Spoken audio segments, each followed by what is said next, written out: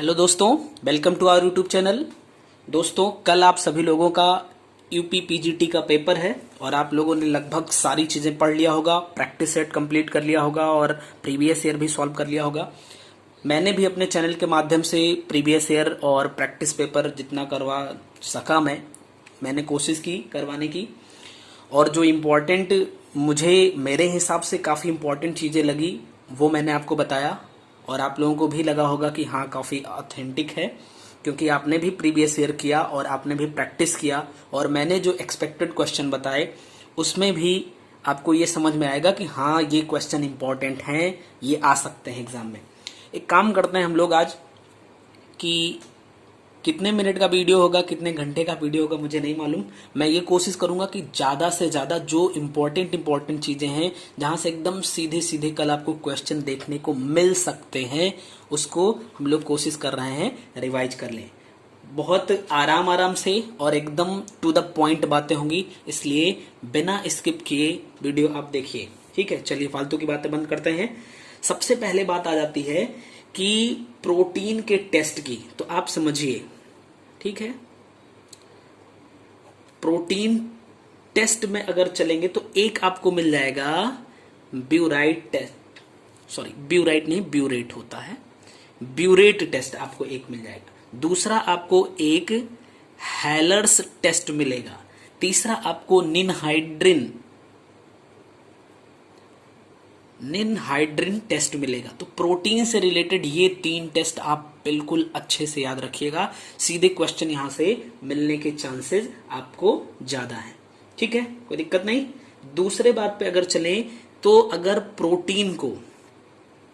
Protein को HNO3 के साथ में मिलाया जाए तो ये क्या करता है, येलो कलर बनाता है, येलो कलर।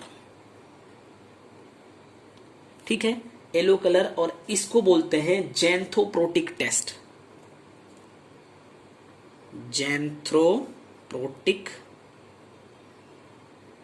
टेस्ट, ठीक है, जैंथ्रोप्रोटिक टेस्ट इसको बोलते हैं, या इसी को जब ये HNO3 से मिलता है इसको जैंथ्रोप्रोटीन भी बोला जाता है, जैंथ्रोप्रोटीन भी बोला जाता है, इसको भी आप याद रखिएगा। ठीक है, इतने में कोई दिक्कत नहीं है। एक बात और, इनऑर्गेनिक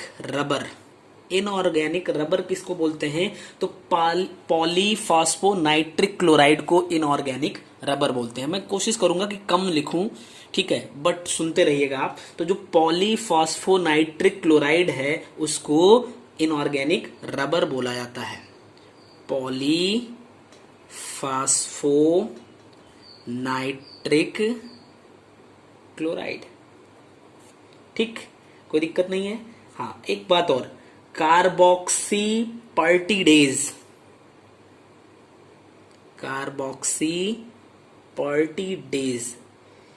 ये क्या करता है, determination of C terminal amino acid, यानी प्रोटीन जो है उसमें C terminal amino acid present है कि नहीं, इसके लिए किया जाता है कार्बोक्सीपर्टिडेज टेस्ट। यानी कि ये किसके लिए किया जाता है, C terminal amino acid, C terminal amino acid के पता लगाने के लिए इसको किया जाता है। ठीक है ना, इतने में कोई दिक्कत नहीं है। अच्छा, एक बात और, अगर यहां पे एन टर्मिनल अमीनो एसिड का पता लगाना हो तो एडमंड डिग्रेडेशन और सैंगर्स रिएजेंट का यूज किया जाता है। एडमंड डिग्रेडेशन एंड सैंगर्स रिएजेंट, इन दोनों का यूज किया जाता है एन टर्मिनल अमीनो एसिड का पता लगाने के लिए। ठीक है, कोई दिक्कत नहीं है। अच्छा, एक जो प्रोटीन होती है, प्रोटीन का जब डीनेचुरेशन हो जाता है तो वो अपनी बायोलॉजिकल एक्टिविटी को लॉस कर देता है, ये भी याद रखिएगा। एक आता है मोलिश टेस्ट। तो मोलिश टेस्ट किसके लिए किया जाता है, कार्बोहाइड्रेट कार्बोहाइड्रेट के टेस्ट के लिए मोलिस टेस्ट किया जाता है। ठीक है, अगर आप इतनी बातें याद रखेंगे तो आपका काम काफी हद तक बढ़िया हो जाएगा। ठीक है ना, यानी कि ये टेस्ट से, हाँ एक चीज और है, लूकास टेस्ट। लूकास टेस्ट का यूज जो है वो फर्स्ट डिग्री, सेकेंड डिग्री और थर्ड डिग्री अल्कोहल के लिए किया जाता है। ये भी अपने आप में काफी इंपॉर्टेंट है। चलिए एक बात और, एक होता है बिस्कॉस रेयान यार्न। ठीक है, बिस्कॉस रेयान यार्न किसे बोलते हैं? तो सेलुलोज जैंथलेट को बोलते हैं। सेलुलोज जैंथेट को बोलते हैं बिस्कॉस रेयान यार्न। इसको आप याद रखिएगा। अच्छा, बायो डिग्रेडेबल पॉलीमर किसे बोलते हैं? बायोडिग्रेडेबल पॉलीमर किसको बोलते हैं? तो आपका PHVV, इसको हम बायोडिग्रेडेबल पॉलीमर बोलेंगे। नायलॉन 2 को, नायलॉन 6 को, इन सबको हम बायोडिग्रेडेबल पॉलीमर बोलते हैं। ठीक है, अब बात करते हैं हम रबर की। ठीक है, रबर दो टाइप का होता है, एक होता है नेचुरल रबर और दूसरा होता है आर्टिफिशियल। ठीक है, एक नेचुरल रबर और दूसरा आर्टिफिशियल रबर होता है। ठीक है, आर्टिफिशियल रबर का मतलब आप इसी को बोल सकते हैं, जो वल्कनाइज्ड रबर होता है उसको आर्टिफिशियल रबर बोलते हैं। वल्कनाइज्ड रबर में क्या होता है, एस को मिला देते हैं, यानी कि जब नेचुरल रबर में सल्फर को मिक्स किया जाता है तो क्यों इसको मिक्स किया जाता है? उसकी स्ट्रेचबिलिटी और रिजिडिटी इसको बढ़ाने के लिए किया जाता है, तो उसको वल्कनाइज्ड रबर बोलते हैं। ठीक है, नियोप्रीन जो होता है, नियोप्रीन ये क्लोरोप्रीन की हेल्प से बनाया जाता है। क्लोरोप्रीन का जब पॉलीमराइजेशन कर देते हैं, यानी कि क्लोरोप्रीन, इसका पॉलीमराइजेशन कर देंगे तो नियोप्रीन का फॉर्मेशन हो जाता है। ठीक है, अच्छा इसी में आता है रबर के ही टाइप में एक होता है Buena N and Buena S। बस नाम इसका जानते रहिए आप, और कोई दिक्कत नहीं है, इसमें ज्यादा कुछ ऐसा नहीं पूछा जाता है। अगर इसमें देखना ही है, देखिए 1,3 ब्यूटाडाइइन, पेन खत्म हो गई, सॉरी दूसरी लेते हैं। 1,3 ब्यूटाडाइन दोनों में होता है। अब देखो अगर S है तो स्टायरीन से रिएक्शन करवा दिया जाएगा जब 1,3 ब्यूटाडाइन को, तो यहां पे ब्यूना S बन जाएगा। और जब एक्रिलोनाइट्राइल, एक्रिलोनाइट्राइल इससे रिएक्शन हम 1,3 ब्यूटाडाइन का करवाएंगे तो ब्यूना N का फॉर्मेशन हो जाएगा। मैं पूरी कोशिश कर रहा हूं कि आपको सारी इंपॉर्टेंट चीजें कवर करवा दूं। ठीक है, अब देखिए एक बात और आती है, नायलॉन 6,6। नायलॉन 6,6 का फॉर्मेशन किससे होता है? तो नायलॉन 6,6 ये बहुत ज्यादा इंपॉर्टेंट नहीं है। इसी में एक आता है नायलॉन 6। नायलॉन 6 जो बनता है वो कैप्रोलैक्टम की हेल्प से बनता है, ये आप याद रखिएगा, बाकी बहुत ज्यादा इंपॉर्टेंट नहीं है। ठीक है, हाँ नायलॉन 6,6 की अगर हम बात करें तो इसको आप, ये इंपॉर्टेंट कैटेगरी में आएगा, बहुत बार पूछा गया है। जैसे कि हेक्सामेथिलीन डाइअमीन, हेक्सामेथिलीन यानी CH2 कर दीजिए, इधर NH2 कर दीजिए, इधर NH2 कर दीजिए, ये हेक्सामेथिलीन डाइअमीन हो गया। इसका रिएक्शन जो है वो एडिपिक एसिड से करवाया जाता है, यानी CH2 का होल 4, इस साइड में COH और इस साइड में COH, ये है एडिपिक एसिड, इससे हम करवाते हैं रिएक्शन, तो नायलॉन 6,6 का फॉर्मेशन होता है। इसी में आता है पॉलीथीन, पॉलीथीन, अगर पॉलीएथिलीन का रिएक्शन करवाएंगे यानी पॉलीमराइजेशन, तो पॉलीथीन बन जाएगा। ठीक है, बस याद सुन लीजिए। एक होता है पीबीसी यानी पॉलीबिनाइल क्लोराइड, तो अगर बिनाइल क्लोराइड का आप पॉलीमराइजेशन करवा देंगे, बिनाइल क्लोराइड मतलब CH double bond CH Cl कर दीजिए, बिनाइल क्लोराइड है, इसका पॉलीमराइजेशन कर देंगे तो पॉलीविनाइल क्लोराइड हो जाएगा। अगर आप स्टायरीन का पॉलीमराइजेशन कर देते हैं तो पॉलीस्टायरीन बन जाएगा।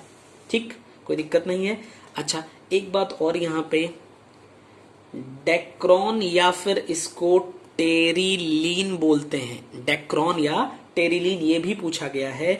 तो एथिलीन ग्लाइकॉल ये क्या होता है, CH2 whole twice OH OH, ये है एथिलीन ग्लाइकॉल।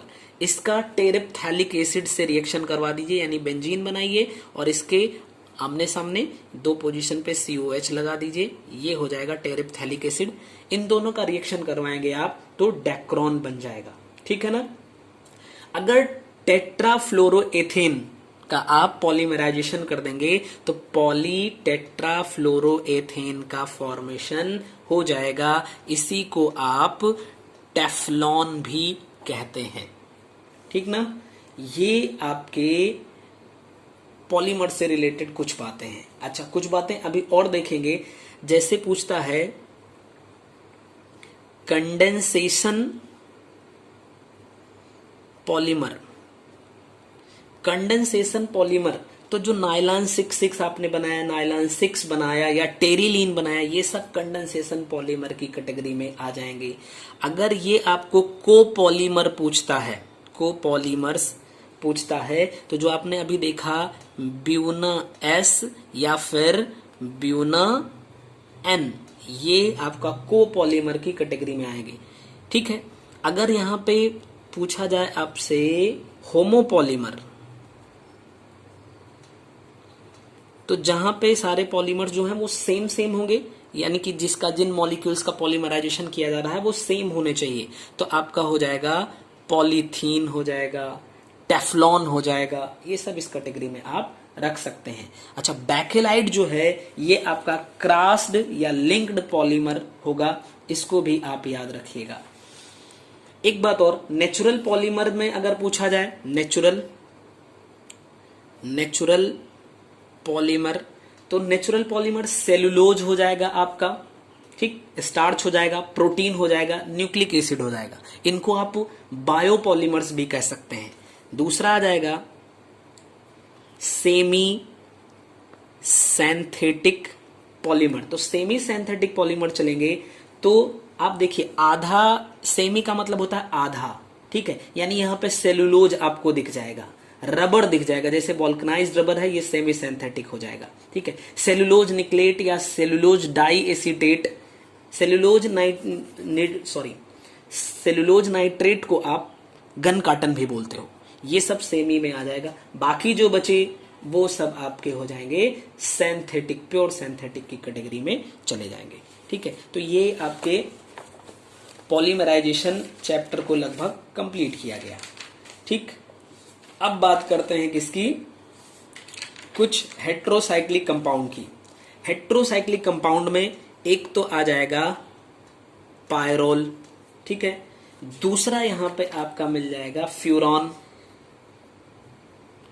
तीसरा आपका आ जाएगा फरफ्यूरल, आपका आ जाएगा थियोफीन, आपका आ जाएगा पिरिडीन, आपका आ जाएगा क्विनोलिन, आपका आ जाएगा आइसोक्विनोलिन, आपका आ जाएगा नेफ्थलीन एंड एंथासीन। ये आपके हेट्रोसाइक्लिक हैं। तो एक बात समझिए, ये सारे के सारे हेट्रोसाइक्लिक हैं। दूसरी बात, ये एरोमेटिक भी हैं। तो हेट्रोसाइक्लिक एरोमेटिक कंपाउंड्स की कैटेगरी में ये सारे लोग आते हैं। ठीक ना, कोई दिक्कत नहीं है।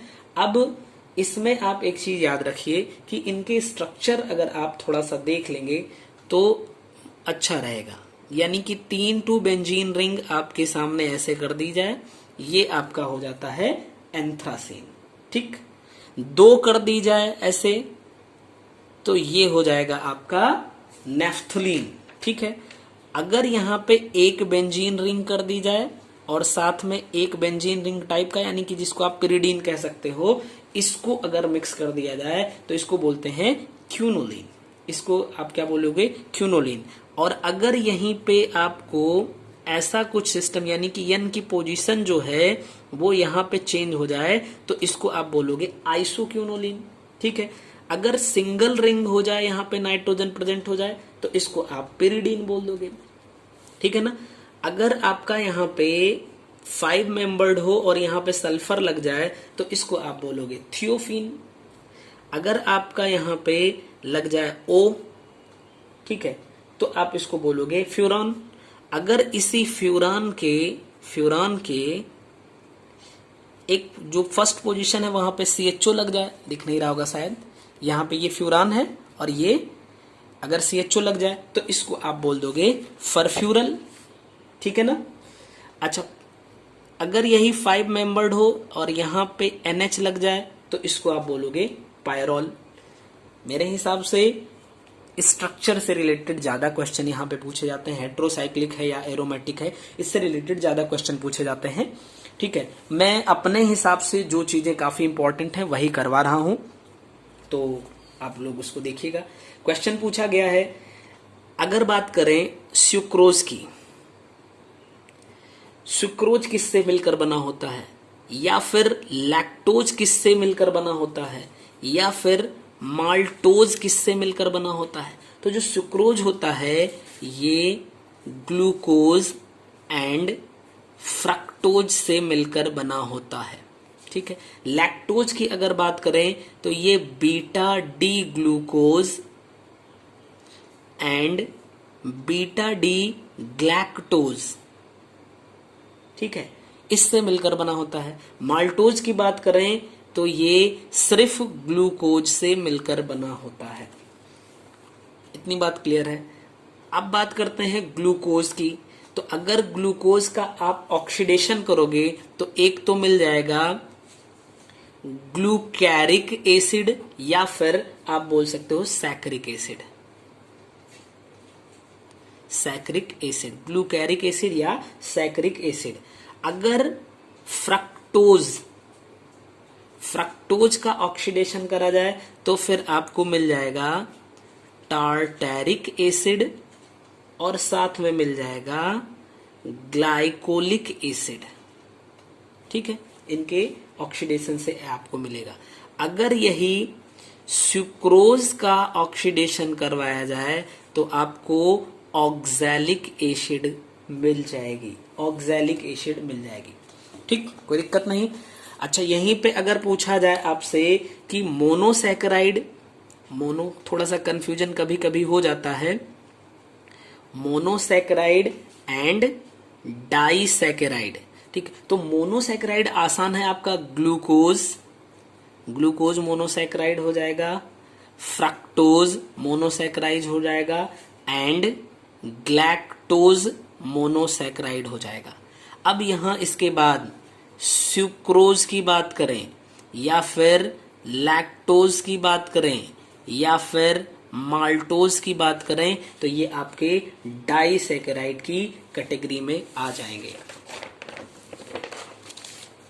आगे देखिएगा, जो ग्लूकोज है and mannose, glucose and mannose ये C2 पर एपीमर होते हैं। ठीक है, तो ये इनको आप कह सकते हैं C2 एपीमर होते हैं। ऐसे ही जो डी गलैक्टोज होता है और साथ में एंड डी ग्लूकोज होता है।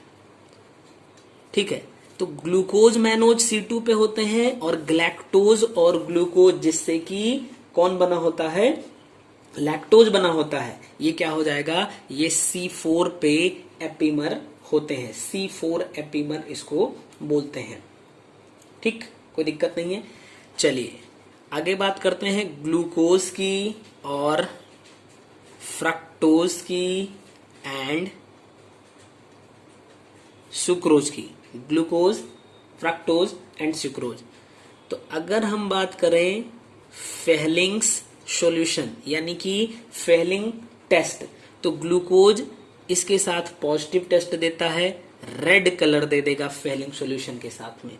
फ्रक्टोज भी पॉजिटिव टेस्ट देगा, ये भी रेड कलर देगा। सुक्रोज कोई टेस्ट नहीं देता है। ठीक है, आगे हम बात करें टॉलेंस टेस्ट की अगर, ठीक है, तो ये आपका दोनों ही पॉजिटिव देते हैं, यानी कि ग्लूकोज भी पॉजिटिव देगा और फ्रक्टोज सुक्रोज नहीं देगा। टॉलेंट टेस्ट, ठीक है। अगर bromine water Br2 and H2O bromine water test की बात करें तो आपका सुक्रोज ब्रोमीन वाटर टेस्ट नहीं देता है। ठीक है, आपका ग्लूकोज देता है बट फ्रक्टोज भी यहाँ पे ब्रोमीन वाटर टेस्ट नहीं देता है। ग्लूकोज का जब ब्रोमीन वाटर से रिएक्शन आप करवाएंगे तो आपको ग्लूकोनिक एसिड का फॉर्मेशन हो जाएगा। ठीक, आगे चलते हैं। बेनेडिक्ट सॉल्यूशन होता है या बेनेडिक्ट टेस्ट करिए तो ग्लूकोज भी पॉजिटिव टेस्ट देता है और फ्रक्टोज भी पॉजिटिव टेस्ट देता है, मगर सुक्रोज कोई टेस्ट नहीं देता है। ठीक, और एक बात, सुक्रोज जो होता है, सुक्रोज ना तो म्यूटा रोटेशन शो करता है, म्यूटा रोटेशन, और ना ही ओसाजोन फॉर्मेशन। ठीक है, ये दोनों ही नहीं देता है सुक्रोज।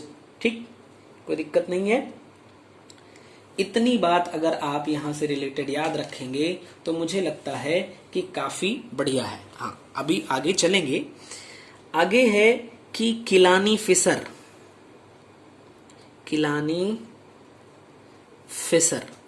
एक होता है किलानी फिशर सिंथेसिस और एक होता है रफ डिग्रेडेशन।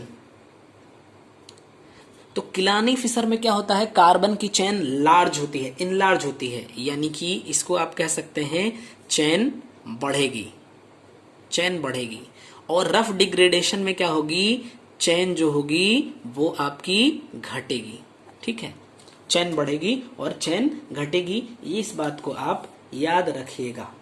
ठीक है, एनोमर की अगर बात करें, एनोमर की, तो जैसे अल्फा डी ग्लूकोज है, अल्फा डी ग्लूकोज और बीटा डी ग्लूकोज। ठीक, अल्फा डी ग्लूकोज और बीटा डी ग्लूकोज, इन ये दोनों क्या है, एनोमर हैं एक दूसरे के। Alpha D glucose and beta D glucose ये एनोमर होते हैं, इस बात को आप याद रखिएगा। ठीक है, फिर आगे बात करेंगे concentration of cyclic form of D glucose, यानी कि जो डी ग्लूकोज होता है, डी ग्लूकोज, इसका साइक्लिक फॉर्म में कंसंट्रेशन क्या होता है, कंसंट्रेशन, और अब साइक्लिक के बाद क्या बचेगा, ओपन में क्या होता है। तो साइक्लिक में 99.99% हो सकता है 99.98% लिखा मिले आपको, और यहां पे आएगा 0.01% या फिर 0.02%। अलग अलग जगह पे अलग अलग चीजें मिल सकती हैं यहां पे, इस बात को आप याद रखिएगा। D form and L form glucose यानी डी एंड एल, तो डी एंड एल कॉन्फ़िगरेशन ये ज्यादा कुछ नहीं है, बस खाली क्या है कि OH की पोजीशन पर बेस्ड होता है। OH की पोजीशन अगर राइट साइड में है तो D है, अगर लेफ्ट साइड में है तो L कॉन्फ़िगरेशन है। बस इतना आप याद रखिएगा। ठीक, इतनी बात आप याद रखेंगे तो आपका काम हो जाएगा।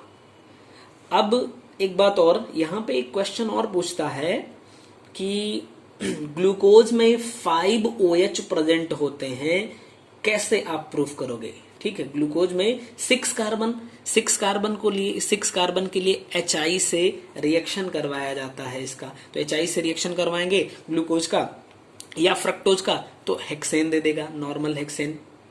ठीक है, दूसरी बात है कि यहाँ पे कीटोनिक ग्रुप प्रेजेंट होता है, यानी कि carboxylic group C double bond O group present होता है, इसके लिए HCN से रिएक्शन करवाया जाता है या NH2OH से आप रिएक्शन करवा सकते हैं। ठीक है, ये आप रिएक्शन यहाँ पे करवा सकते हैं।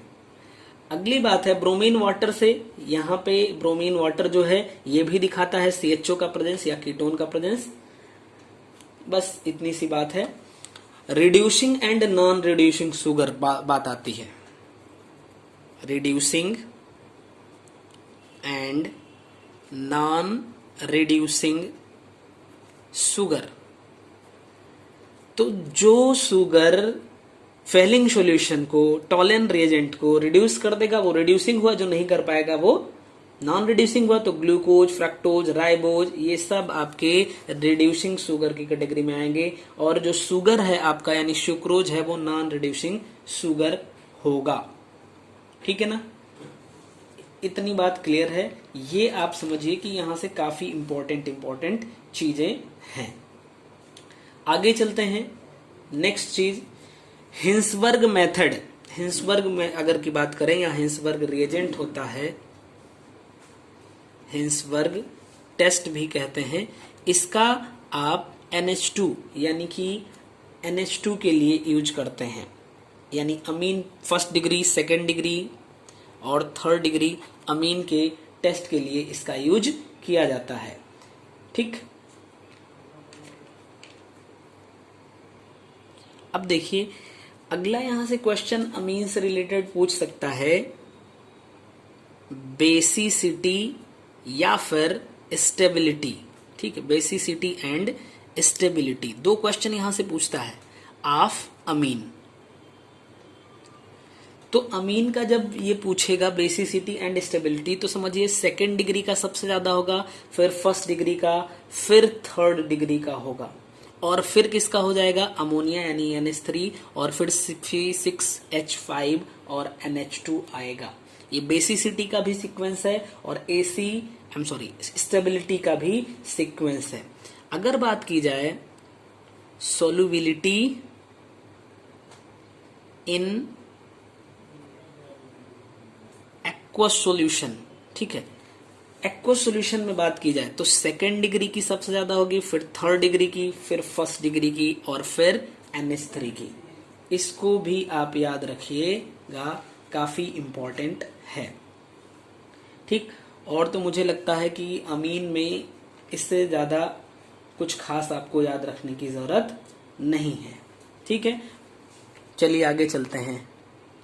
आगे देखिएगा फॉर्मिक एसिड, फॉर्मिक एसिड और एसिटिक एसिड में अगर बात करी जाए तो फॉर्मिक एसिड जो होती है ये फेलिंग सॉल्यूशन यानी फेलिंग टेस्ट देती है, ये टॉलेंट टेस्ट भी देती है। तो ये जो होगा एसिटिक एसिड दोनों टेस्ट नहीं देगी, और फॉर्मिक एसिड यहाँ पे फेलिंग के साथ में रेड पीपीटी देगी और टॉलेंट के साथ में सिल्वर मिरर का फॉर्मेशन होगा।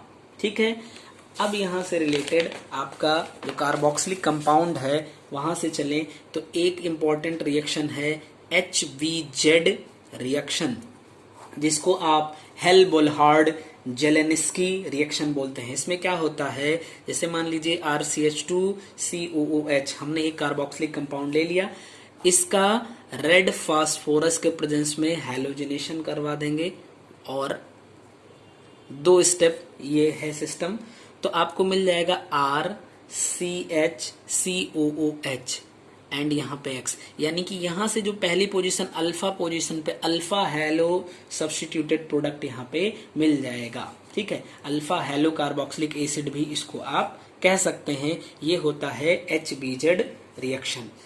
अगला है SCHMIDT, स्मिट इसको पढ़ते हैं। स्मिट रिएक्शन की अगर बात करी जाए तो RCOOH, इसका हम किससे रिएक्शन करवाएंगे N3H। अब देखिए भूल जाएगा आपको, खाली N3H याद रखिएगा, स्मिट रिएक्शन N3H। ठीक है, H2SO4 के प्रेजेंस में इसको हीट कर देंगे तो ये अमीन का फॉर्मेशन कर देता है।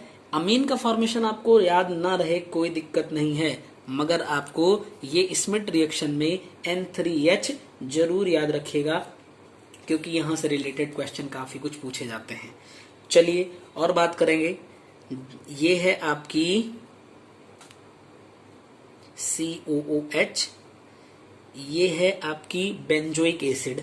बेंजोइक एसिड में अगर हम आर्थो पोजीशन पे इसके NO2 लगा दें, ठीक है, पैरा पोजीशन पे लगा दें, मेटा पोजीशन पे लगा दें, तो इनकी एसिडिटी का सिस्टम क्या हो जाएगा? तो जो आर्थो पोजीशन पे लगेगा सबसे ज्यादा एसिडिक होगा। फिर दूसरे नंबर पे कौन? पैरा पोजीशन यानी पैरा नाइट्रोबेंजोइक एसिड जो होगा वो फिर सबसे ज्यादा होगा। इससे छोटा अब मेटा वाला यानी मेटा नाइट्रो बेंजोइक एसिड होगा, और सबसे कम क्या होगा? बेंजोइक एसिड होगा। इसको आप याद रखिएगा, ठीक है ना। ऐसे ही नाइट्रो के लिए है, अगर मान लीजिए कि यहाँ पे CH3 सब्स्टिट्यूटेड आ जाए, तो अगर CH3 सब्स्टिट्यूटेड आ जाएगा, ठीक, तो ये आर्थो पोजीशन पे लगा देंगे तो ये सबसे ज्यादा हो जाएगा। फिर उसके बाद यहाँ पे केवल COOH होगा, फिर वापस से मेटा पोजीशन वाला आ जाएगा CH3 COOH, एंड लास्ट में क्या आएगा? यानी कि COH एंड पैरा पोजीशन पे आएगा। ऐसे ही अल्कोहल है अगर आपका, यानी हाइड्रोक्सी बेंजोइक एसिड, तो जो पैरा हाइड्रोक्सी बेंजोइक एसिड होगा वो सबसे ज्यादा एसिडिक होगा। आई एम सॉरी, आर्थो, और सबसे कम कौन सा होगा? पैरा वाला हो जाएगा। पैरा से थोड़ा सा ज्यादा केवल बेंजोइक होता है, और फिर इससे और ज्यादा COOH कौन सा? मेटा पोजीशन पे हो जाएगा। ये है इनकी स्टेबिलिटी। इलेक्ट्रॉन विथड्रॉइंग ग्रुप जो होते हैं वो क्या करते हैं कि एसिडिटी को बढ़ा देते हैं, जो इलेक्ट्रॉन रिलीजिंग ग्रुप होते हैं वो एसिडिटी को घटाते हैं। इसको भी आप याद रखिएगा। आगे चलेंगे, देखेंगे क्या है। HCHO की बात करी जाए, HCHO की बात करी जाए, CH3CHO की बात करी जाए, CH3COCH3 कीटोनिक ग्रुप आ गया यहाँ पे, एंड C6H5CHO की बात की जाए, ठीक है। तो सबसे पहले आइडोफॉर्म टेस्ट देख लेते हैं, I2 और NaOH। तो आपका फॉर्मल्डिहाइड नहीं देगा, एसिटल्डिहाइड यहाँ पे LOPPT देता है, और आपका जो कीटोनिक ग्रुप होता है ये भी LOPPT देता है, एंड आपका जो बेंजिल्डिहाइड है ये रिएक्शन नहीं देगा, ठीक। अब बात करेंगे टॉलिन की। टॉलिन रिएजेंट के साथ में अगर रिएक्शन करवाएंगे तो सिल्वर मिरर देगा। कौन? HCHO, क्योंकि ये HCHO का है इसलिए ये पॉजिटिव देगा, ये पॉजिटिव देगा। यहाँ पे तो कीटोनिक ग्रुप है, ये पॉजिटिव टेस्ट नहीं देगा। ऐसे ही अगर आप फेलिंग की बात करें तो HCHO टेस्ट देगा, CH3CHO देगा, और बेंजीन आपका बेंजीन नहीं देना चाहिए, ठीक है। ये आपका कीटोन भी नहीं देगा और बेंजिल्डिहाइड भी नहीं देगा, ठीक। ऐसे ही अगर आप सिफ टेस्ट की बात करें तो HCHO एंड CH3CHO देंगे, ये दोनों यहाँ पे ये नहीं देगा, ये भी देगा। आगे अगर बात करें DNP टेस्ट की, या फिर इसको DNPH टेस्ट भी बोलते हैं, तो आपका HCHO एंड CH3CHO ये दोनों देंगे, ये दोनों यहाँ पे नहीं देंगे। आगे चलेंगे। अब बात करेंगे एल्डोल कंडेंसेशन। एल्डोल कंडेंसेशन के लिए जरूरी है कि एटलीस्ट एक मॉलिक्यूल के पास में अल्फा हाइड्रोजन प्रेजेंट होना चाहिए, ठीक है। और इसका जस्ट अपोजिट होता है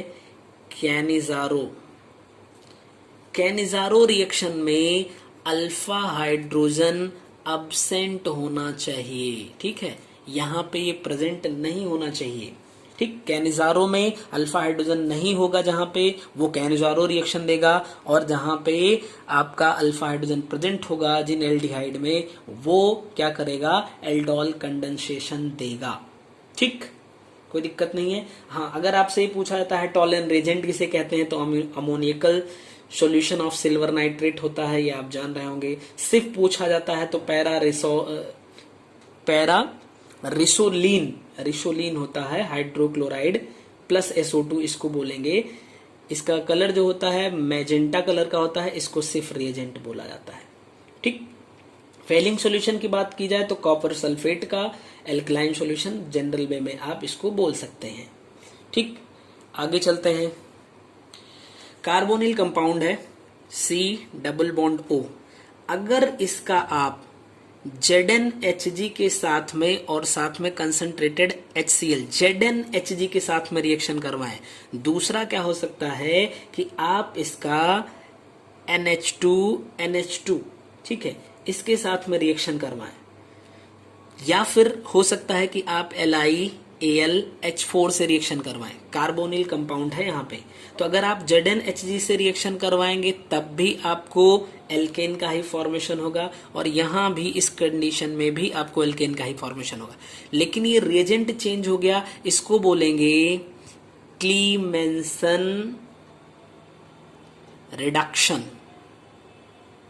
ठीक है, और इसको आप बोलेंगे Wolff Kishner reduction. Wolff Kishner reduction इसको आप बोलेंगे। काफी इंपॉर्टेंट है ये दोनों, और काफी इजी है, आसान है, कोई ऐसा नहीं है कि काफी टफ है। आगे चलेंगे, देखेंगे। आगे देखिएगा, OH एंड COOH, ये है आपका सैलिसिलिक एसिड। ठीक है, सैलिसिलिक एसिड का अगर आप HNO3 से रिएक्शन करवा दीजिए, या फिर आप इसका C6H5 से रिएक्शन करवा दीजिए, या फिर इसका तीसरी कंडीशन है आप CH3OH से रिएक्शन करवा दीजिए, ये यहाँ भी OH होना चाहिए, और या फिर चौथी कंडीशन आपकी है CH3CO2O, या फिर यहाँ पे CH3COCl से रिएक्शन करवाइए। तो अगर आप HNO3 से इसका रिएक्शन करवाते हैं तो आपको OH तो है ही यहाँ पे 1, यानी NO2 246 ट्राई नाइट्रो कंडीशन आपको मिल जाएगी। अगर आप C6H5 से रिएक्शन करवाएंगे तो आपको सैलोल मिलेगा, यानी कि ये सैलोल जो है COOH का रिएक्शन है, यानी यहाँ पे OH रहेगा, इसी को जाके कनेक्ट होना है, तो ये C double bond O C6H5 का फॉर्मेशन होगा। CH3O करेंगे तो ये भी COOH का ही रिएक्शन है, यानी कि यहाँ पे OH रहेगा और यहाँ COOCH3, इसको बोलेंगे ऑयल ऑफ विंटर ग्रीन। ठीक, और अगर आप इसका एसिटिक एनहाइड्राइड से या फिर एसिटिल क्लोराइड से रिएक्शन करवा देते हैं तो यहाँ पे जो रिएक्शन आता है वो OH का रिएक्शन आता है, यानी O यहाँ पे रहेगा और ये COCH3 जाके कनेक्ट हो जाएगा COOH, इसको बोलते हैं आप एस्पिरिन। ठीक, एस्पिरिन 2 एसिटो यानी एसिटॉक्सी बेंजोइक एसिड आप इसको बोल सकते हैं। काफी इंपॉर्टेंट रिएक्शन है, इसमें से एक ना एक रिएक्शन आपको मिल ही जाते हैं। दूसरी बात, एक फिनॉल का रिएक्शन काफी इंपॉर्टेंट है। ठीक है, Reimer Tiemann reaction, Reimer Tiemann reaction. Reimer Tiemann reaction में आप इतना याद रखिएगा कि अल्कोहल को CHCl3 यानी क्लोरोफॉर्म और NaOH के साथ में 60 डिग्री पे जब हम रिएक्शन करवाते हैं तो क्या होता है कि बेंजल्डिहाइड ऑब्टेन हो जाता है। आई एम सॉरी, बेंजल्डिहाइड नहीं, यहाँ पे CHO आएगा, तो ये आपका सैलिसल्डिहाइड होता है। ठीक है, सैलिसल्डिहाइड। और अगर यही CHCl3 की जगह पे CCl4 ले लिया जाए, NaOH तो रखें, CCl4 ले लिया जाए, तो अब आपका सैलिसिलिक एसिड बन जाएगा, यहाँ पे COH, यानी कि आर्थो और पैरा दोनों कंडीशन पे लिख के इनका मिक्सचर ऑब्टेन होता है। अब बात करें अगर गाटर मैन कोच रिएक्शन की, गाटर मैन कोच रिएक्शन, तो गाटरमैन कोच रिएक्शन में क्या होता है, यहां भी आपका फिनॉल से रिएक्शन है, CO एंड HCl के प्रेजेंस में रिएक्शन करवाते हैं, तो हमें जो मेन प्रोडक्ट मिलता है वो पैरा हाइड्रोक्सी बेंजल्डिहाइड मिलेगा। इसको भी आप सैलिसिल्डिहाइड की कैटेगरी में रखेंगे। अगर गाटरमैन एल्डिहाइड यहीं पे पूछे, गाटरमैन एल्डिहाइड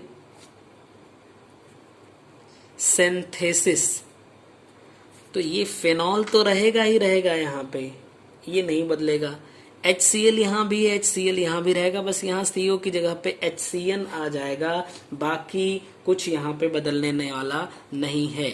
हाँ, प्रोडक्ट थोड़ा सा जो है वो आपका चेंज हो जाएगा, क्योंकि इस बार आर्थो पोजीशन पे OH जुड़ जाएगा।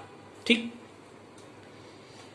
अगली बात है, एक चाहे आप याद रख सकते हैं लेडरर मैनासे रिएक्शन कह सकते हैं आप इसको। इसमें होता क्या है, इसमें फेनॉल का रिएक्शन जो है वो फॉर्मल्डिहाइड से करवाया जाता है, तो बैकेलाइट का फॉर्मेशन हो जाता है, बैकेलाइट का फॉर्मेशन हो जाएगा। ये एसिडिक मीडियम में रिएक्शन करवाया जाता है फॉर्मल्डिहाइड का फेनॉल से। ठीक है, कोई दिक्कत नहीं होगी, और ये काफी इंपॉर्टेंट हैं ये सारे के सारे। ठीक, पिक्रिक एसिड हमने बता ही दिया आपको, 2,4,6 ट्राइनाइट्रो फेनॉल को पिक्रिक एसिड आप बोलते हो। आगे है शॉर्टेन बॉमन रिएक्शन।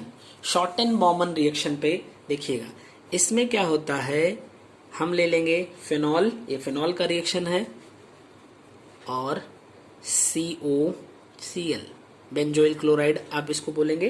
ठीक, एन यानी कि ये आपका बेसिक मीडियम में रिएक्शन करवाएंगे तो क्या हो जाएगा, फेनिल बेंजोएट का फॉर्मेशन होगा। फेनिल बेंजो यानी कि यहाँ पे O आएगा and C double bond O, ये HCl यहाँ से हट जाएगा और ये आपका कंपाउंड का फॉर्मेशन होगा। ठीक है, चलिए अभी आगे चलते हैं। हाँ, अगर बात की जाए फिनॉल, मेटाक्रिशॉल, पैराक्रिशॉल, देखिए ये है आपका फिनॉल। अगर इसके मेटा पोजीशन पे, यानी कि ये फिनॉल था, मेटा पोजीशन पे CH3 लगा दो तो ये मेटाक्रिशॉल बोला जाएगा। अगर पैरा पोजीशन पे आप CH3 लगा देते हैं तो इसको पैराक्रिशॉल बोला जाएगा। अगर आप इसके आर्थो पोजीशन पे CH3 लगा दोगे तो आर्थोक्रिशॉल बोला जाएगा।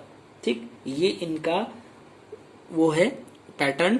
अगर इनकी एसिडिटी लिखनी हो तो जैसे CH3 क्या है, इलेक्ट्रॉन रिलीजिंग ग्रुप है, इलेक्ट्रॉन रिलीजिंग ग्रुप फिनॉल से जुड़ेगा तो इसकी एसिडिटी को घटाएगा। ठीक है ना, ऐसे ही इलेक्ट्रॉन विड्रॉइंग ग्रुप जैसे NO2 जुड़ जाए आपका अगर यहाँ पे तो क्या करेगा, वो बढ़ाएगा।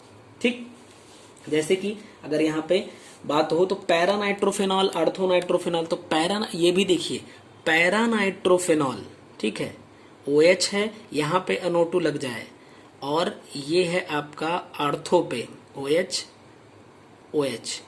यानी NO2, तो सबसे ज्यादा पैरानाइट्रोफेनॉल होता है। फिर इसका ये भी पूछता है पैरानाइट्रोफेनॉल का बॉइलिंग पॉइंट ज्यादा होता है इन कंपेरिजन टू आर्थोनाइट्रोफेनॉल। क्यों? क्योंकि आर्थोनाइट्रोफेनॉल में क्या होता है, इंट्रामोलिक्यूलर बॉन्डिंग होगी, जबकि पैरा में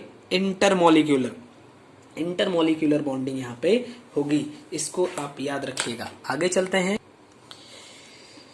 आगे एल्कोहल में ही मैंने आपको बताया ही, एक तो लुकास टेस्ट किया जाता है, किसके लिए, alcohol first degree, second degree और थर्ड डिग्री एल्कोहल को डिस्टिंग्विश करने के लिए, और दूसरा बिक्टर मेयर टेस्ट किया जाता है। ठीक है, बिक्टर मेयर टेस्ट किया जाता है यहाँ पे एल्कोहल को फर्स्ट डिग्री, सेकंड डिग्री और थर्ड डिग्री डिस्टिंग्विश करने के लिए।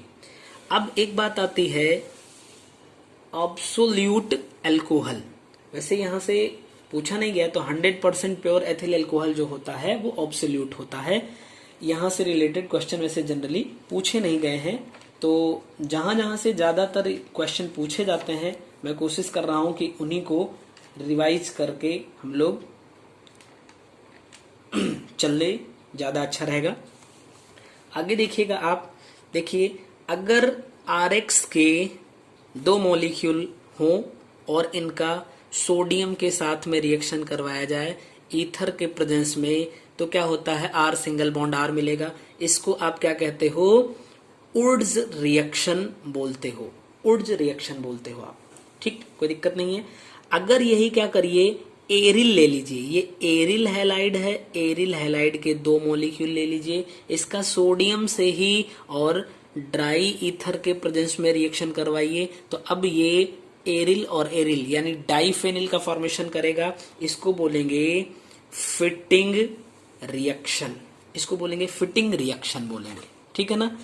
आगे चलेंगे। अच्छा देखिए, एक काम करिए कि यहां से एक ले लीजिए एरिल हैलाइड और यहां से ले लीजिए एक एल्किल हैलाइड, और इनका सोडियम के प्रेजेंस में वही ड्राई ईथर, तो यहाँ पे एरिल तो रहेगा ही, एल्किल यहाँ पे जुड़ जाएगा। इसको आधा यहां से आधा यहां से, यानी कि इसको बोलेंगे उड्स फिटिंग, इसको बोलेंगे हम उड्स फिटिंग रिएक्शन, ठीक, कोई दिक्कत नहीं है। अभी आगे चलते हैं। ये अगर आप एल्किल हैलाइड के ही 2 मॉलिक्यूल ले लिए और इसको जिंक के प्रेजेंस में रिएक्शन करवा दीजिए, तो भी यहाँ पे R सिंगल बॉन्ड R मिलेगा। इसको बोलते हैं फ्रैंकलैंड रिएक्शन।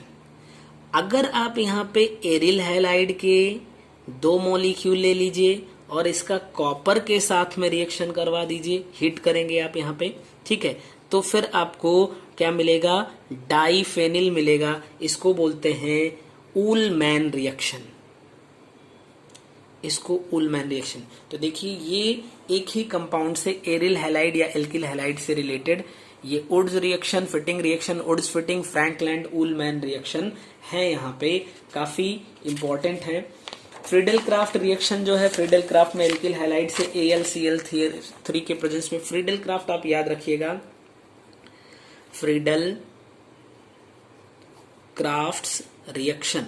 इसमें क्या है, जैसे मान लीजिए कि हमने क्लोरोबेंजीन ले लिया, क्लोरोबेंजीन में ही हम इसका अगर फ्रीडल क्राफ्ट एल्काइलेशन करेंगे तो CH3Cl से, एशाइलेशन तो CH3COCl से, और AlCl3 यहाँ पे प्रेजेंट होगा, ठीक, क्या होगा, आर्थो पोजीशन पे CH3 जुड़ जाएगा और पैरा पोजीशन पे ये दोनों मॉलिक्यूल यहाँ पे मिल जाएंगे, ठीक। आगे चलेंगे, देखेंगे, ये भी एक बार पूछा गया है, बेल्ज-शीमेन रिएक्शन। तो बेल्ज-शीमेन रिएक्शन में क्या होता है कि जब हम बेंजीन डाइएजोनियम क्लोराइड को HBF4 के साथ में रिएक्शन करवाते हैं तो हमें फ्लोरोबेंजीन का फॉर्मेशन हो जाता है और साथ में BF3 हटेगा और N2 हट जाएगा। इसको बेल्ज-शीमेन रिएक्शन बोलते हैं, फ्लोरोबेंजीन के फॉर्मेशन में इसका यूज होता है, ठीक है। अच्छा, एक है सैंडमेयर रिएक्शन। सैंडमेयर रिएक्शन में क्या होगा, आप समझिए, यही लेंगे यानी कि बेंजीन डाइएजोनियम क्लोराइड और आप इसका CuBr के प्रेजेंस में रिएक्शन करवा दीजिए तो आपको मिल जाएगा ब्रोमो, यानी कि ये है ब्रोमोबेंजीन, तो ब्रोमोबेंजीन मिल जाएगा यहाँ पे, ये आपका सैंडमेयर रिएक्शन हो जाएगा। अच्छा, आगे बात होती है DDT की। DDT का मतलब डाइक्लोरो डाइफेनिल ट्राइक्लोराइड। तो आप क्या करिए, आप ले लीजिए क्लोरोबेंजीन, ये है आपका एक क्लोरोबेंजीन, हम यहाँ के H को थोड़ा सा बाहर निकाल के दिखा रहे हैं, ये है Cl एंड H, ये है क्लोरोबेंजीन, और इसका आप रिएक्शन करवा दीजिए क्लोरल से। क्लोरल का मतलब CCl3 एंड CHO, तो CH यहाँ पे लिख के हम डबल बॉन्ड से वो कर सकते हैं, यहाँ से H2O हट जाएगा, तो जो प्रोडक्ट आपका बनेगा, देखिए ध्यान से, ये तो रहेंगे ही ऐसे एज इट इज, इसको आप रख दीजिए, देखिए Cl, ठीक है, ये दोनों आके यहाँ से CH से जुड़ जाएंगे और ये है आपका CCl3, ठीक, ये है आपका DDT, ठीक। ये किसकी तरह यूज किया जाता है, ये वाटर पॉल्यूटेंट होता है, इंसेक्टिसाइड के रूप में यूज किया जाता है। आगे बात आती है फ्रियोन्स की, फ्रियोन्स गैस, ठीक है। तो ये क्या होते हैं, CFC होते हैं, क्लोरोफ्लोरोकार्बन कहते हैं, यानी कि इसमें कार्बन होगा, क्लोरीन होगा और फ्लोरीन होता है, क्लोरोफ्लोरोकार्बन के नाम से इसको हम जानते हैं, ठीक। इतना ये ओजोन लेयर का डिप्लीशन करती है, इतना जानेंगे तो आपका काम बढ़िया है, कोई दिक्कत नहीं है। आगे चलते हैं। आगे एक बात देखिएगा क्या है, मान लीजिए बेंजीन है, ठीक है, बेंजीन की आप ओजोनोलिसिस करवा देंगे अगर, तो अब इस बात को समझिएगा, अगर ये ओजोनोलिसिस के बाद आपको यहाँ पे मिल जाएगा एक कंपाउंड, कौन सा कंपाउंड होगा, वो इंटरमीडिएट होगा, ट्रांजिशन स्टेट होगी, क्योंकि O3 जाके यहाँ पे कनेक्ट हो जाएगा, तो वो काफी बड़ा सा है, तो उसको छोड़ देते हैं हम। यहाँ पे मान लीजिए ए कंपाउंड मिला, क्योंकि वो आपके लिए उतना इंपॉर्टेंट नहीं है। अब आगे इंपॉर्टेंट है, अगर इसका ZnH2O यानी Zn और H2O के प्रेजेंस में ओजोनोलिसिस आपने करवाया, तो CHO इसको आप बोलते हैं ग्लाइकोक्सिल का फॉर्मेशन होगा। अगर आपने यानी LiAlH4 के प्रेजेंस में ओजोनोलिसिस करवाया, तो आपको CH2OH CHOH यानी का फॉर्मेशन हो जाएगा, इसका नाम है ग्लाइकॉल, ठीक। और अगर आपने इसका H2O2 से यानी रिडक्शन करवा दिया, तो COOH इसको बोलते हैं ऑक्सैलिक एसिड मिलेगी, ठीक है। तो इसको आप याद रखिएगा, ये थोड़ा सा अच्छा है, इंपॉर्टेंट है, ठीक है। फिर आगे चलते हैं। अब बात करें अगर किसकी, कन्फर्मेशन की, ठीक है। कन्फर्मेशन की बात करें तो सबसे पहले इथेन में कन्फर्मेशन होगा। तो जब इथेन में कन्फर्मेशन देखेंगे तो आपको मेनली तो 2 ही स्ट्रक्चर मिलते हैं, लेकिन 3 स्ट्रक्चर कहा जाता है, एक इक्लिप्स्ड फॉर्म, एक स्टैगर्ड फॉर्म और एक स्क्यू या गाउच फॉर्म। तो सबसे ज्यादा जो स्टैगर्ड फॉर्म होता है ये स्टेबल होता है, इससे थोड़ा कम स्टेबल जो होता है वो आपका गाउच फॉर्म या फिर स्क्यू फॉर्म कह सकते हैं, स्क्यू या फिर गाउच फॉर्म। और सबसे कम आपका हो जाएगा इक्लिप्स्ड फॉर्म, ये इनकी स्टेबिलिटी का ऑर्डर होता है। अगर यहाँ पे बात की जाए दूसरे नंबर पे प्रोपेन की, ठीक है, प्रोपेन की स्टेबिलिटी की जाए बात, तो सेम पैटर्न जो यहाँ पे है वो यहीं पे ये रह जाएगा, यानी कि इसको हम सेम पैटर्न कह सकते हैं। अगर यहाँ पे हम बात करें किसकी, ब्यूटेन की बात करें, ठीक है, ब्यूटेन में अगर बात करें आप, तो यहाँ पे आपको स्टैगर्ड फॉर्म, इक्लिप्स्ड फॉर्म और एंटी फॉर्म मिलेगा। तो सबसे ज्यादा स्टेबल जो होता है वो एंटी फॉर्म होता है, फिर आपने देखा है स्टैगर्ड फॉर्म सबसे ज्यादा ही रहता है, और सबसे कम हो जाएगा इक्लिप्स्ड फॉर्म, ठीक है। अगर यहाँ पे बात करी जाए किसकी, साइक्लोहेक्सेन की, तो साइक्लोहेक्सेन में चेयर फॉर्म जो होता है सबसे ज्यादा स्टेबल होता है, और फिर दूसरे नंबर पे ट्विस्ट बोट फॉर्म होता है, तीसरे नंबर पे बोट फॉर्म, और चौथे नंबर पे जो है हाफ चेयर फॉर्म स्टेबल होता है। ये सबसे लेस स्टेबल होता है, चेयर फॉर्म सबसे ज्यादा स्टेबल होता है, ठीक है। चलिए देखिए, एक बात आती है R&S सिस्टम, किसी कंपाउंड में कैसे हम RS सिस्टम फाइंड करते हैं। तो देखिए इसके लिए एक प्रायोरिटी सीरीज बनाई गई है, ठीक है, वो सीरीज आपको थोड़ा सा लर्न रखना पड़ेगा तो आपका काम हो जाएगा, जिसमें मोटे तौर पे आप ये कह सकते हैं कि हैलोजन हो जाएंगे, ठीक है, पहली पोजीशन पे प्रायोरिटी ऑर्डर में, फिर आपका आ जाएगा अल्कोहल होगा, फिर नाइट्रो होगा, फिर COH ग्रुप आएगा, फिर CHO आएगा, फिर CN आएगा, फिर CH3 आएगा, फिर H आएगा। अगर इतना तक याद रखते हैं तो मुझे लगता है आपका काम हो जाना चाहिए। जैसे मान लीजिए यहां पे लगा दिया Cl, CH एंड CH3 का whole twice, CH2, Cl and CH3। तो देखिए इसको आपको पोजीशन करना पड़ेगा सबसे पहले। तो पोजीशन पे देखिए, अभी हमने कहा कि क्लोरीन को यानी हैलोजन वाले को पहली प्रेफरेंस दी जाती है, तो इसको आप नंबर 1 पोजीशन पे रख सकते हैं। नंबर 2 पोजीशन पे चलेंगे तो फिर क्लोरीन दिख रहा है तो नंबर 2 पे आ जाएंगे।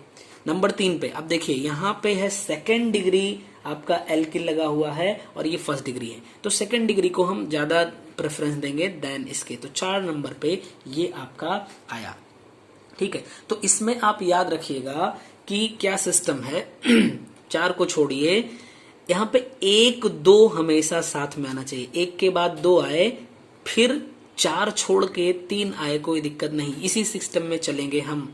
ठीक है, इस बात को आप याद रखिएगा तो अच्छा रहेगा। ठीक है, और चाहे यहां से कर दीजिए तो 4 3 1 2 का सीक्वेंस आप याद रखिए। यहां से देखिए 4 3 1 2 का सीक्वेंस होगा, इसको आप याद रखेंगे तो काम होगा। तो अगर यहां से ये एंटी क्लॉकवाइज घूम रहा है तो इसका मतलब ये एस फॉर्मेट है। अगर यही क्लॉकवाइज घूम जाता तो इसको आर फॉर्मेट कह देते। ठीक है, ये एस वाला आपको समझ आया होगा। जैसे मान लीजिए एक और ले लेते हैं हम, यहाँ पे C है, यानी कि OH हमने कर दिया, CH3 हमने कर दिया, यहाँ पे H कर दिया और NH2 कर दिया। OH को हम पहली पोजीशन देंगे, फिर NH2 को हमें दूसरी पोजीशन देना पड़ेगा, CH3 को तीसरी, हाइड्रोजन को हमेशा सबसे लास्ट पोजीशन देते हैं। 4 3 2 1 जाना है, 4 3 नहीं आया, गड़बड़ हो गया।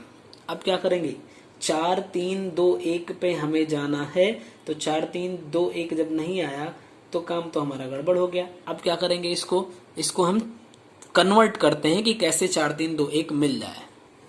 तो देखिए क्या करेंगे, अगर हम इसको ऐसे चेंज कर दें, यानी कि इसको यहां भेज दें और इस वाले को यहां पे भेज दें, तो जो काम हम यहां करेंगे इसके ठीक अपोजिट में भी हमें ये काम करना पड़ेगा।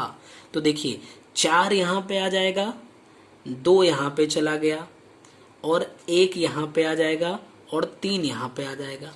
अब आप ध्यान से देखिए, 4 1 को छोड़ेंगे, 3 2, ठीक है, 1 को तो हम वैसे भी ओवरलैप कर सकते हैं, 4 3 2, यानी कि आपका सीक्वेंस ऐसे बना और ये है आपका आर फॉर्मेट। ठीक है, ये आपका आर फॉर्मेट हो गया। तो अगर आपको दिक्कत है तो इससे रिलेटेड आप देख सकते हैं, 1 2 क्वेश्चन और सॉल्व करिएगा खुद से, तो मुझे लगता है कि आप इसको अच्छा कर पाएंगे। ठीक है, आगे चलते हैं फिर देखा जाए क्या है।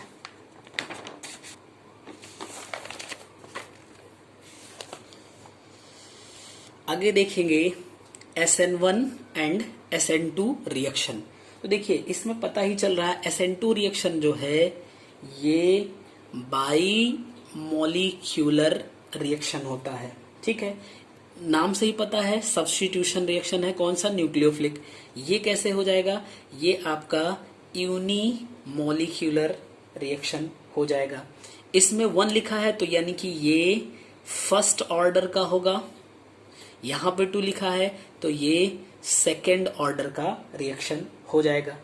इसमें जो है ये इंटरमीडिएट मिलता है, इंटरमीडिएट यहां पे मिलेगा। ठीक है, इंटरमीडिएट में आपका कार्बोकैटायन या कैटायन कह सकते हैं, कैटायन और एनायन का फॉर्मेशन होगा यहाँ पे, और यहाँ पे ट्रांजिशन स्टेट मिलती है, ट्रांजिशन स्टेट मिलेगी। ठीक है, यहाँ पे वॉल्डन इन्वर्जन होता है, यानी कि हम इसको बोल सकते हैं इन्वर्जन होगा, जबकि SN1 में इन्वर्जन नहीं होगा। ठीक, अगर SN2 की बात करें तो first degree, second degree, third degree SN1 जो होता है, यानी कि ये ऑर्डर ऑफ रिएक्टिविटी होती है। इसी को पलट देंगे, third degree, second degree and first degree, तो ये आपका SN1 का हो जाएगा। ठीक है, इतनी बात अगर आप याद रखेंगे तो काम हो जाएगा आपका। ऐसे ही E1 एंड E2 होता है, तो जो 1 का काम यहाँ, ये सिर्फ सब्स्टिट्यूशन, न्यूक्लियोफिलिक सब्स्टिट्यूशन है और ये एलिमिनेशन रिएक्शन है, इसको याद रखिएगा आप। बाकी जो काम यहाँ पे, यानी ये बाईमॉलिक्यूलर है और ये क्या है, यूनिमॉलिक्यूलर है। ये फर्स्ट डिग्री बहुत जल्दी से देगा, then second degree, then third degree, और यहाँ पे जस्ट इसको पलट देंगे। ठीक है ना, चलिए अब बात कर लेंगे हम किसकी, इलेक्ट्रोफाइल। हम इसको E+ से रिप्रेजेंट करेंगे, न्यूक्लियोफाइल Nu- से रिप्रेजेंट करेंगे। मैं सिर्फ एक लाइन में बताऊंगा, इलेक्ट्रॉन डेफिशिएंट सेंटर। ठीक है, इलेक्ट्रॉन डेफिशिएंट सेंटर जहां पे हो जाएगा वो आपका क्या हो जाएगा, इलेक्ट्रोफाइल हो जाएगा। ये न्यूट्रल भी हो सकता है और सारी पॉजिटिवली चार्ज स्पीसीज हो जाएंगे। न्यूक्लियोफाइल में इलेक्ट्रॉन रिच सेंटर। ठीक है, इलेक्ट्रॉन रिच का मतलब ये लोन पेयर यहां पे हो सकते हैं या फिर निगेटिवली चार्ज हो सकती हैं, इसको आप याद रखिएगा। इनको जो न्यूक्लियोफाइल होते हैं इनको आप लुईस बेस भी बोलते हैं, और जो इलेक्ट्रोफाइल होते हैं इसको आप लुईस एसिड भी बोलते हैं। ठीक है, ये बात आप याद रखेंगे। आपको बहुत सारी चीजें यहाँ पे मिलेंगी। ठीक, बहुत सारी चीजें यहाँ पे मिलेंगी। आगे चलते हैं, बात करेंगे हाइपर कॉन्जुगेशन की। हाइपर कॉन्जुगेशन, हाइपर कॉन्जुगेशन में देखना होता है हमें अल्फा एच बॉन्ड। जहां पे सबसे ज्यादा अल्फा एच बॉन्ड होता है उसकी स्टेबिलिटी सबसे ज्यादा होती है। यानी स्टेबिलिटी के लिए क्या बताते हैं, अल्फा एच बॉन्ड ये प्रोपोर्शनल होता है अल्फा एच बॉन्ड के। ठीक है ना, सबसे ज्यादा अल्फा हाइड्रोजन जहां पे प्रेजेंट होगा उसकी स्टेबिलिटी उतनी ही ज्यादा होगी। इसकी स्टेबिलिटी किसके लिए हम करते हैं, कार्बोकैटायन के लिए, कार्बोकैटायन के लिए या फिर फ्री रेडिकल के लिए। कार्बोकैटायन की बात हो या फिर फ्री रेडिकल की बात हो, इन सब के लिए हम क्या करते हैं, यूज किसका, हाइपर कॉन्जुगेशन का यूज करते हैं और उसकी स्टेबिलिटी हम बताते हैं।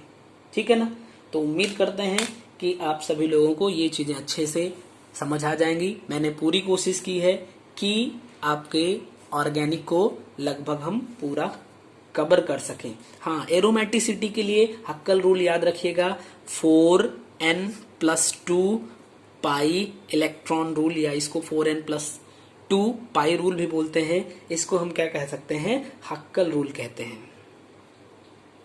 हक्कल रूल ये किसके लिए है, ये एरोमेटिसिटी के लिए यूज किया जाता है। एरोमेटिसिटी के लिए इसका यूज किया जाता है। ठीक है, चलिए फिर बात करते हैं आगे। अब ये ऑर्गेनिक लगभग कंप्लीट हुआ, अब चलेंगे इनऑर्गेनिक की तरफ में। सबसे पहली बात जो होती है बोहर का एटॉमिक मॉडल, वहां पे आपको मिलता है एंगुलर मोमेंटम, MBR जो होता है वो NH/2 पाई के इक्वल होता है। इसको आप याद रखेंगे। ठीक है, अगर इलेक्ट्रॉन जो है वो lower energy to higher energy level में जाएगा तो वो जो एनर्जी एब्जॉर्ब करेगा वो फोटॉन की एनर्जी के इक्वल यानी hν के इक्वल में हो जाएगी। ठीक, अगर यहाँ पे बात करी जाए एटॉमिक रेडियस की यानी बोर की रेडियस, तो बोर की रेडियस तो 0.529 एंगस्ट्रम होती है। बट अगर हम यहाँ पे बात करें हाइड्रोजन के केस में तो n²h²/4 पाई² me² z² ये Rn की वैल्यू होती है। इसी को हम कह सकते हैं, इसे z² यहाँ पे नहीं होना चाहिए, z होना चाहिए। इसी को A0n² z भी कह सकते हैं। A0 है क्या, हाइड्रोजन की या फिर बोर की रेडियस, ये 0.529 और फिर यहाँ पे हम कर देंगे n²/z एंगस्ट्रम, ये भी हम लिख सकते हैं। ये रेडियस का सिस्टम हो जाएगा। अगर बात करी जाए यहाँ पे एनर्जी की तो ये -13.6 और z²/n² इलेक्ट्रॉन वोल्ट कर देंगे। अगर जूल में पूछा गया है तो 1 electron volt is equal to 1.6 into 10⁻⁻19 से गुणा कर दीजिएगा तो ये जूल में कन्वर्ट हो जाएगी। ठीक है ना, कोई दिक्कत नहीं है। आगे देखिएगा, अगर ये वेलोसिटी की बात करेगा तो 2.19 इंटू 10⁻6 और z/n से हम वेलोसिटी को फाइंड कर सकते हैं। अगर पूछा जाए नंबर ऑफ एमिशंस लाइन यानी नंबर ऑफ एमिशन लाइंस, तो हम कैसे करेंगे, n(n-1/2) की हेल्प से हम यहाँ पे कर लेते हैं। ठीक है, हाइड्रोजन स्पेक्ट्रम में चलेंगे तो जो सीरीज मिलती हैं वहां पे एक आती है लाइमन सीरीज। ठीक है, लाइमन सीरीज आपकी यूवी रीजन में आ जाएगी। फिर आएगी बामर सीरीज, बामर सीरीज आपकी हो जाएगी विजिबल में, और बाकी सारी IR में। कौन कौन सी, पासन, ब्रैकेट, थुंड एंड हैम्फ्री, ये सब आपका IR में चला जाएगा। इनकी अगर हमें लैम्डा जानना हो तो हम इसको कह सकते हैं, nu bar is equal to R H Rydberg constant होता है R 1/n1 square minus 1/n2 square centimetre inverse. ये आर एच जो है रिडबर्ग कांस्टेंट 10, 96, 77 ये इसकी क्या होती है वैल्यू होती है। ठीक है, आगे चलते हैं फिर।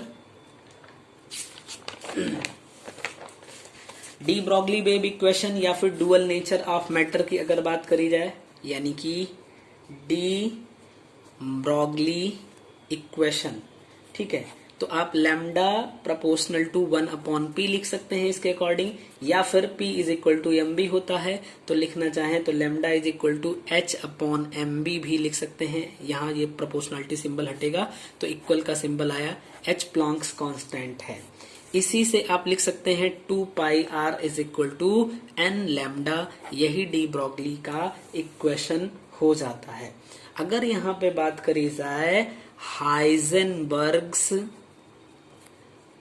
अनसर्टेनिटी प्रिंसिपल,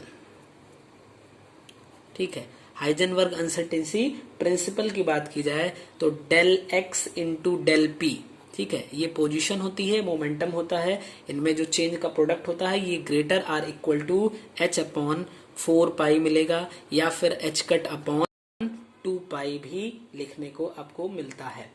ठीक है, इसी को हम लिख सकते हैं डेल एक्स इंटू, ये एम बी होता है तो एम तो सेम ही रहेगा, ठीक है, यानी हम इसको लिख सकते हैं डेल बी, ये भी इक्वल टू h/2πm, जबकि ये h कट का यूज किया जाएगा। आगे बात करते हैं श्रोडिंगर वेव इक्वेशन की। तो श्रोडिंगर वेव इक्वेशन में आप लैप्लेशियन ऑपरेटर का यूज कर सकते हैं, साई लिख सकते हैं प्लस 8π² m/h² और e minus B psi equal to 0। एक फॉर्मेट ये हो जाता है, दूसरा फॉर्मेट इसका होता है h psi is equal to E psi, जहां पे h जो है ये हैमिल्टोनियन ऑपरेटर हो जाएगा। हैमिल्टोनियन क्वांटम नंबर की भी फिर बात आती है, क्वांटम नंबर, तो क्वांटम नंबर 4 होगी, एक n से रिप्रेजेंट करते हैं जिसको आप प्रिंसिपल क्वांटम नंबर कहते हैं, ये साइज और एनर्जी को रिप्रेजेंट करता है। नंबर ऑफ ऑर्बिटल निकालना होगा तो n² से, और नंबर ऑफ इलेक्ट्रॉन जो बताना होगा तो 2n² से हम फाइंड करते हैं। दूसरे नंबर पे एजीमुथल क्वांटम नंबर आएगा जिसको हम l से रिप्रेजेंट करते हैं। इसकी वैल्यू s के लिए 0 होती है, यानी कि l के लिए अगर हम बात करें तो s के लिए 0, p के लिए 1, d के लिए 2 एंड f के लिए 3 हो जाती है यहाँ पे। ठीक है, अगर एंगुलर मोमेंटम की हम वैल्यू बात करें यहाँ पे तो √L, l+1 और h/2π से हम निकालते हैं। ठीक है, फिर अगली बात आती है मैग्नेटिक मोमेंटम, इसको हम स्मॉल m से रिप्रेजेंट करते हैं मैग्नेटिक मोमेंटम को। ये मेनली ओरिएंटेशन को शो करता है, इसकी वैल्यू हम 2l+1 नंबर ऑफ ऑर्बिटल से कर सकते हैं, और यहीं पे 2 × 2l+1 से नंबर ऑफ इलेक्ट्रॉन को फाइंड कर सकते हैं। अगली बात आती है स्मॉल s की, यानी स्पिन क्वांटम नंबर इसको बोलते हैं। ये इलेक्ट्रॉन की स्पिन को रिप्रेजेंट करता है, +½ एंड -½ से इसको हम शो करते हैं। स्पिन क्वांटम नंबर अगर हमें निकालना हो तो √s, s+1 और h/2π से हम इसको कैलकुलेट करते हैं। ठीक है, कोई दिक्कत नहीं है, आगे चलते हैं। और तो आप बाउ रूल, n+ रूल, आपको पाउलीज एक्सक्लूजन प्रिंसिपल क्या कहता है? पाउलीज एक्सक्लूजन प्रिंसिपल आपका कहेगा कि जो इलेक्ट्रॉन होते हैं उनकी चारों क्वांटम नंबर सेम नहीं हो सकती हैं किसी भी स्थिति में। अगर हुंड के प्रिंसिपल की बात करी जाए तो हुंड का प्रिंसिपल कहता है कि जब तक सारे ऑर्बिटल में एक एक इलेक्ट्रॉन नहीं फिल होते उनकी पेयरिंग स्टार्ट नहीं होती है। अब आगे बात करते हैं नोड्स की, नोड्स एंड नोडल प्लेन। तो जब टोटल नोड हमें निकालना हो, टोटल नोड, तो हम क्या करते हैं n-1 से कैलकुलेट करते हैं। अब इसमें होता है एक एंगुलर नोड, तो एंगुलर नोड हम कैसे कैलकुलेट करते हैं? जो L की वैल्यू होती है उस ऑर्बिटल के लिए वही एंगुलर नोड हो जाएगा। और दूसरा होता है हमारा रेडियल नोड। ठीक है, रेडियल नोड, तो देखिए टोटल नोड है n-1, इसमें से एंगुलर नोड को हटा दो तो रेडियल नोड आपका आ जाएगा। सिंपल सी बात है। तो ये नोड कैसे कैलकुलेट किया जाता है इसको आप देख सकते हैं। आगे चलेंगे फिर जो आपकी अगली चीज है वो क्या है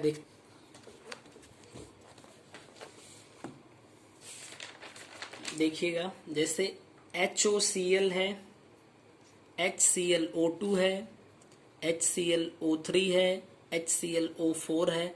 तो यहाँ पे O बढ़ रहा है या ऑक्सीडेशन नंबर इंक्रीज कर रहा है, तो ये इनकी एसिडिटी का यानी एसिडिक कैरेक्टर जिसको आप कह सकते हैं उसका सीक्वेंस हो जाएगा। ठीक है, यानी कि जो एसिडिक स्ट्रेंथ होती है वो ऑक्सीडेशन नंबर के प्रोपोर्शनल होती है। ऑक्सीडेशन नंबर बढ़ेगा, एसिडिक कैरेक्टर भी बढ़ता जाएगा। ठीक है ना। चलिए आगे फिर चलेंगे, देखेंगे थर्मल स्टेबिलिटी की अगर बात करी जाए, जो इंटर हैलोजन कंपाउंड होते हैं, इंटर हैलोजन कंपाउंड, ठीक है, इनकी thermal stability, inter halogen compound की जो थर्मल स्टेबिलिटी होती है वो सबसे ज्यादा I3 माइनस की एंड देन IBr2 माइनस की, देन ICl2 माइनस की, देन I2Br माइनस की। इतना याद रखेंगे तो आपका काम अच्छा बन जाएगा। फिर देखिए जो जीरो ग्रुप वाले एलिमेंट होते हैं, सबसे पहली बात तो आप जानिएगा नील बर्टलेट महोदय ने PTF6 की हेल्प से सबसे पहले कंपाउंड का फॉर्मेशन किया था। किसके? जेनॉन के कंपाउंड का फॉर्मेशन किया था। ठीक, आगे चलेंगे, देखेंगे। देखिए जो आर्यू एंड ऑस्मियम होता है ये सबसे ज्यादा ऑक्सीडेशन स्टेट पूरी पेरियोडिक टेबल में +8 शो कर सकते हैं। ठीक है ना। एक बात इसको आप याद रखिएगा, जो 3D वाले होते हैं इनकी जनरल ऑक्सीडेशन स्टेट +2 एंड +3 होती है, 4D वाले की +3 होती है एंड 5D वाले की भी +3 जनरल ऑक्सीडेशन स्टेट होती है। अगर यहाँ पे कलर प्रॉपर्टी की बात करी जाए तो अगर कहीं पे अनपेयर्ड इलेक्ट्रॉन है, अनपेयर्ड इलेक्ट्रॉन प्रेजेंट है तो वो कलर प्रॉपर्टी को शो करेगा, और अगर पेयर्ड है सारे तो वो कलर प्रॉपर्टी को शो नहीं करेगा। अब यहीं पे अगर बात करी जाए मैग्नेटिक प्रॉपर्टी की, तो मैग्नेटिक कैरेक्टर अगर अनपेयर्ड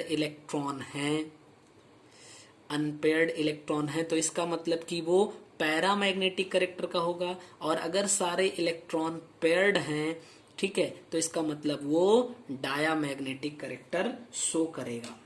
ठीक है ना, इतनी बात आप याद रखिएगा। ओस्टवाल्ड की प्रोसेस जो होती है HNO3 प्रोसेस बनाने के लिए जो ओस्टवाल्ड होता है इसमें PT या RH का कैटालिस्ट के फॉर्म में यूज किया जाता है। इसको भी आप याद रखिएगा। H2 और PD साथ में कार्बन, इसको हम बोलते हैं लिंडलार कैटालिस्ट इसको बोला जाता है। ठीक, आगे TiCl4 इसको आप जिगलर नाटा बोलते हैं,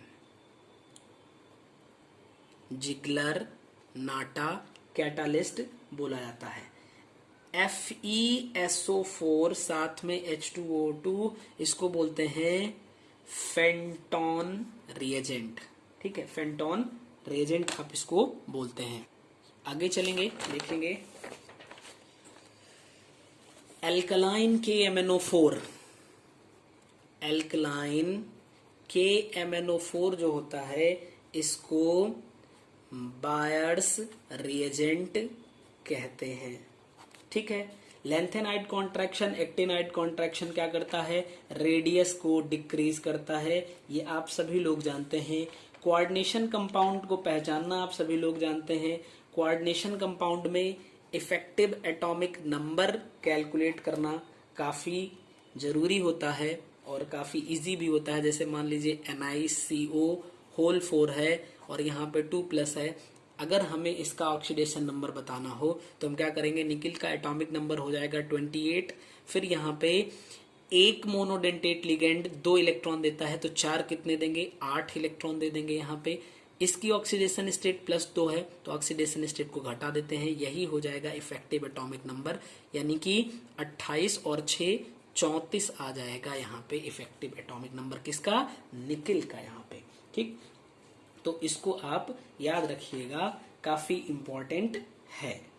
फिर बीबीटी इसमें आ जाएगी। इसके अकॉर्डिंग अगर कोऑर्डिनेशन नंबर जो है वो 4 है, कोऑर्डिनेशन नंबर 4 या तो कोऑर्डिनेशन नंबर 6, 2 के लिए ही मेनली पढ़ा जाता है। तो यहाँ पे एक sp3 हाइब्रिडाइजेशन हो सकता है, एक dsp2।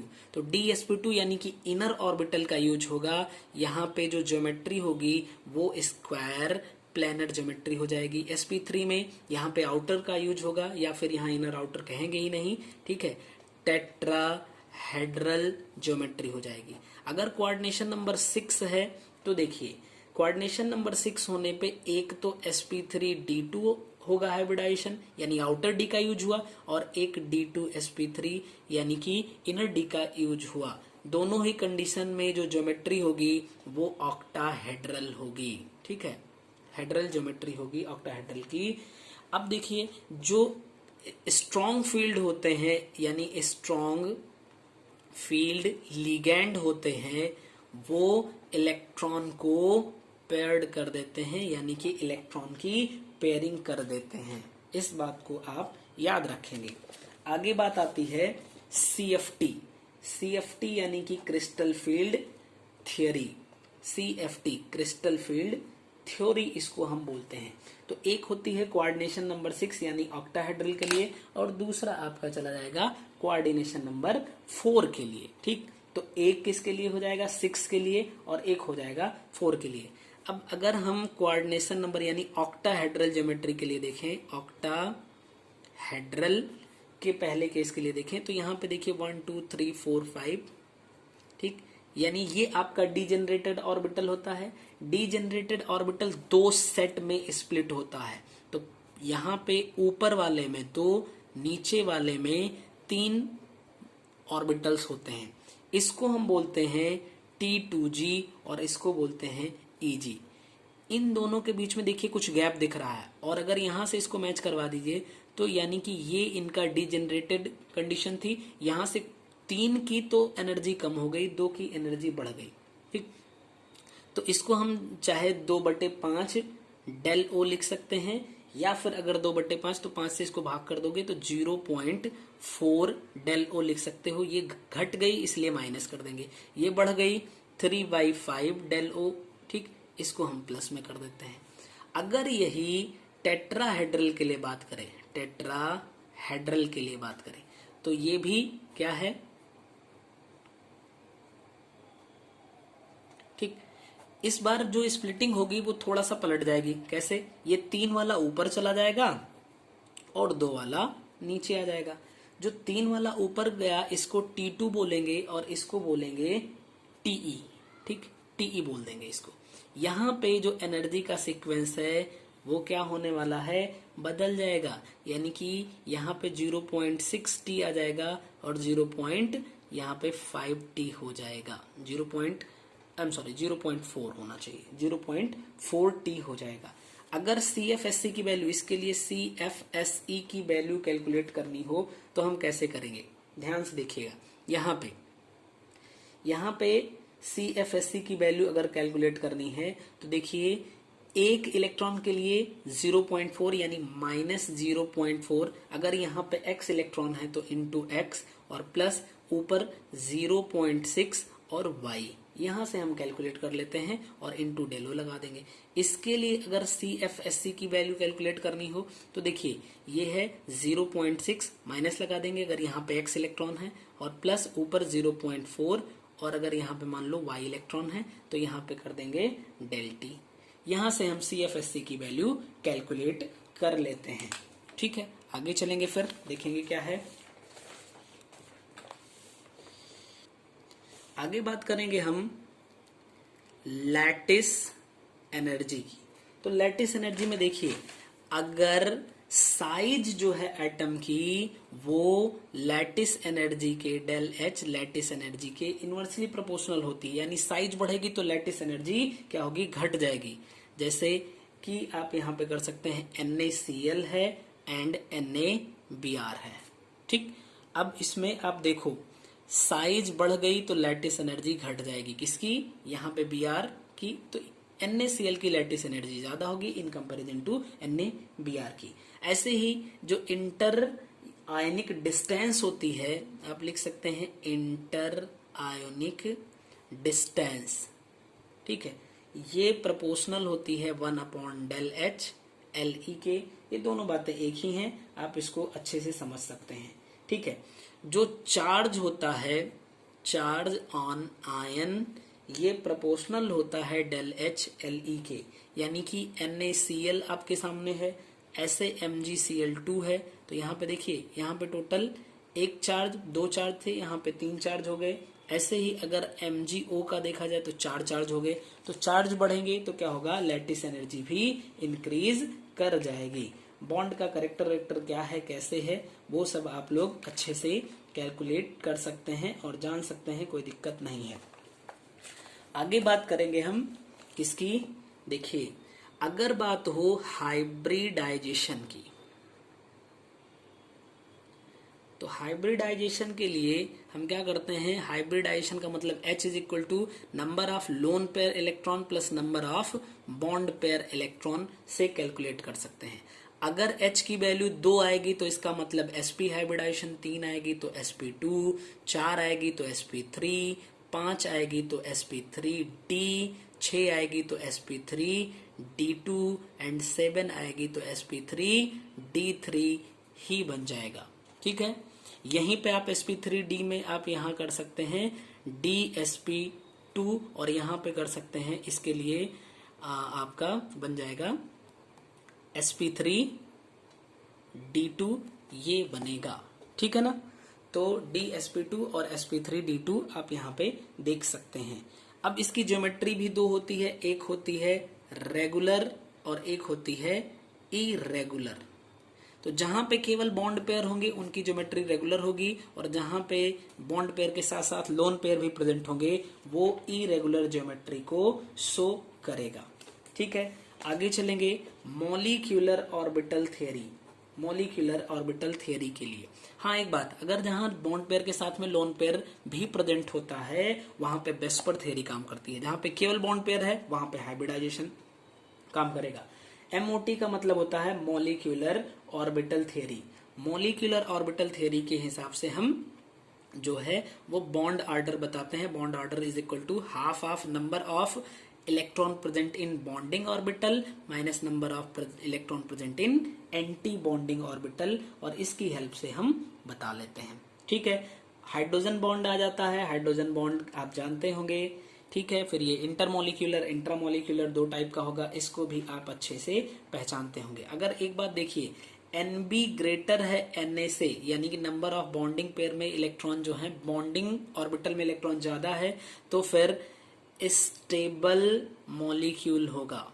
ठीक है, और अगर ये NB is less than Na है तो ये अनस्टेबल हो जाएगा।